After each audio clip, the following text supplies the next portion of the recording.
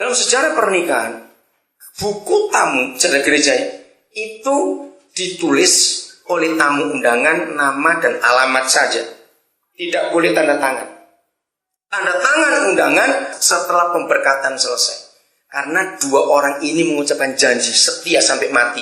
Nggak menceraikan, nggak macam-macam. Nah, ketika yang diundang dengar, waktu keluar dari pemberkatan baru ditandatangani. Dengar ini, yang mau menikah ini penting sekali. Lalu buku tamu pernikahan disimpan seumur hidup pernikahan itu. Untuk apa? Gereja di Eropa menegaskan, seandainya terjadi sesuatu, misalnya ribut apalagi mau cerai, dan yang diundang jadi saksi hari itu dengar, berhak cari mana rumah mereka. Datangi rumah mereka, lalu kita bertanya, mana buku tamu pernikahanmu dulu? Buka halaman di mana ada tanda tangan kita. Dan kita tunjukkan, ini tanda tanganku bahwa aku dengar kamu sudah bersaksi. Kamu berjanji, tidak akan macam-macam. Jadi buku tamu pernikahan itu sakti, saudara. Buku tamu pernikahan kami simpan sampai hari ini. Karena saya belajar itu. Yang mau menikah, dengar ini. Buat buku tamu yang khusus itu di gereja. Maka pertanyaan saya, kalau begitu, mungkin nggak ada masalah dalam keluarga yang nggak pernah selesai kalau dua orang tetap sepakat? Mungkin tidak ada masalah nggak pernah selesai dalam pernikahan kita? Tidak mungkin. Sebab minta apapun juga dahsyat sekali. Nggak apa-apa kalau dia biar main, nggak apa-apa di situ. Nggak apa-apa. Itu cucu saya. Itu saya ajar mereka itu. Saudara dengar, anak bayi harus diajak ke gereja sejak lahir. Jangan tunggu kalau dia sudah besar, jangan. Karena ini hari pertama dia ke gereja, setelah 2 bulan lebih saya baru tahu. Tidak mau saya telepon dia, saya ajak ke gereja. Nggak usah takut, supaya anak bayi menikmati hadirat Tuhan. Indah kalau dari bayi kita ajak anak itu ke gereja. Nggak apa-apa, itu lagi ngomong sendiri, biar jangan suruh diem. Orang tua jahat kalau minta anak diem kamu. Anak diem itu cuma lagi sakit.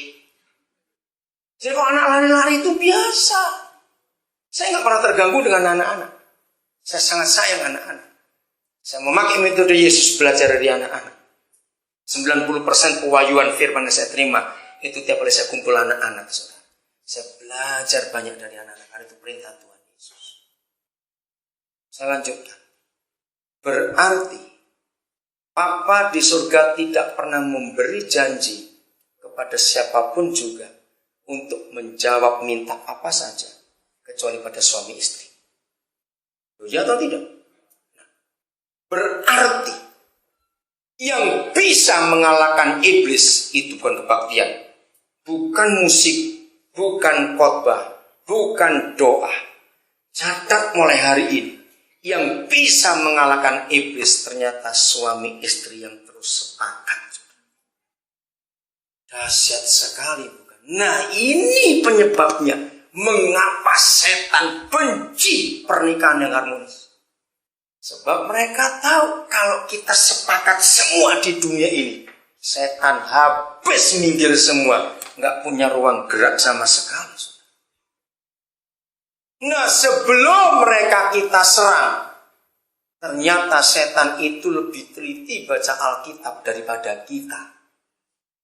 Maka itu ayat-ayat vital mereka sabot dulu. Salah satunya ayat ini.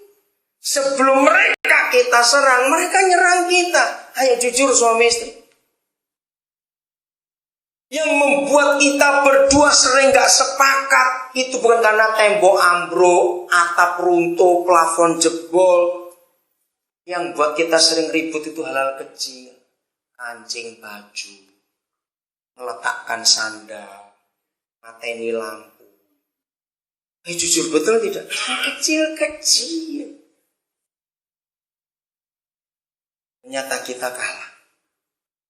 Kesepakatan kita selalu dihancurkan oleh iblis. Maka itu siapa yang sudah berminggu-minggu atau berbulan-bulan gak pernah ngomong-ngomong enak, siapa?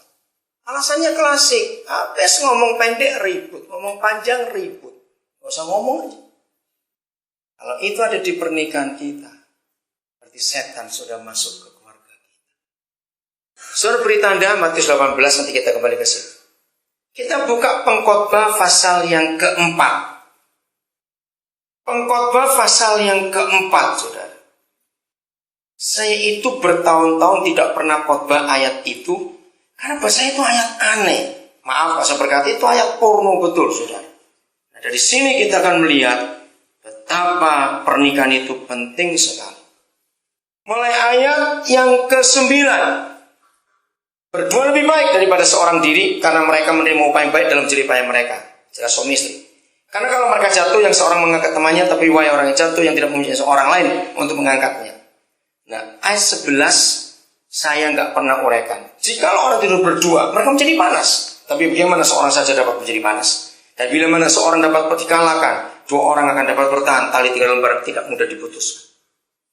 Saya uraikan ayat 9, ayat 10, ayat 12. Kalau saya khotbah keluarga ayat 11 selalu saya lewati. Karena saya itu bingung. Saya bilang, Bapak siapa yang nggak tahu kalau dua orang tidur suami itu panas? Aneh bukan? Sampai pada bulan Maret tahun 95. Itu istri saya gini. Kami itu dua punya kesepakatan. Setiap bulan, akhir bulan kami itu pasti buat jurnal. Apa saja yang kami hadapi selama sebulan ini. Nah, Maret akhir itu kami tuh dia sering cerita. Waduh, bulan ini begitu banyak anak sakit. Anak bermasalah. Pokoknya anak-anak dari orang-orang yang datang. Loh, saya kaget. Saya juga sama. Kenapa anak-anak ini? Ada apa? So begitu, biasa kami mulai belajar. Kami mulai berdoa cari kehendak Tuhan. Kenapa? Nah, ketika kami lagi cari kehendak Tuhan, ayat ini muncul. Saya bilang, nah ini ayat lagi muncul.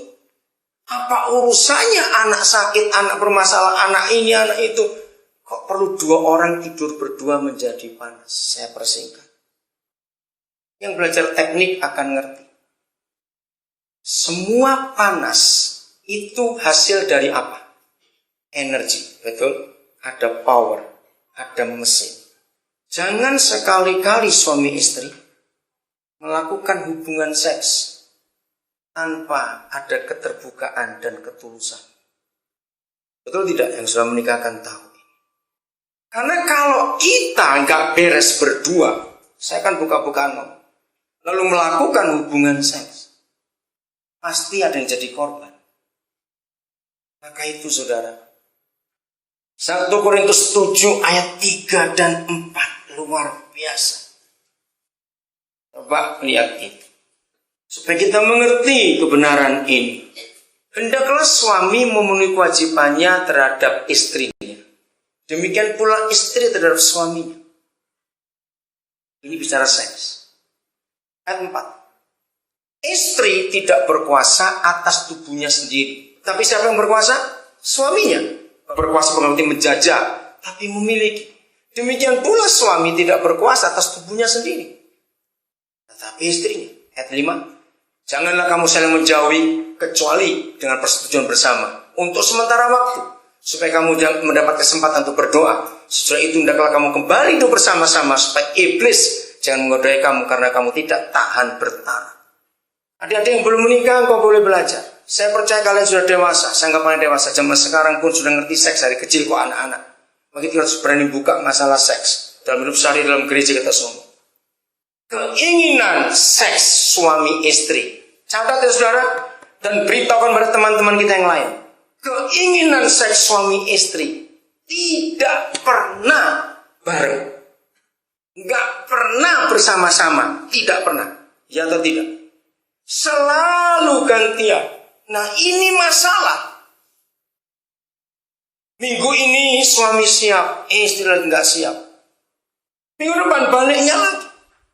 Nah maka itu begini kejujuran. Yang siap ngomong. Saya paling nggak setuju istilah bahasa tubuh untuk suami istri. Nggak bisa kok pakai bahasa tubuh. Harus ngomong. Kalau perlu minta ngomong. Supaya jelas. Supaya setan gak menang. Ternyata yang satu, aduh, aku lagi gak siap. Nah dengar. Di dalam hal ini, maaf ya istri-istri jangan marah. Istri lebih banyak pakai senjata itu kepada suaminya. Nggak mau. Ya tahu rasa dia. Awas kata-kata itu istri.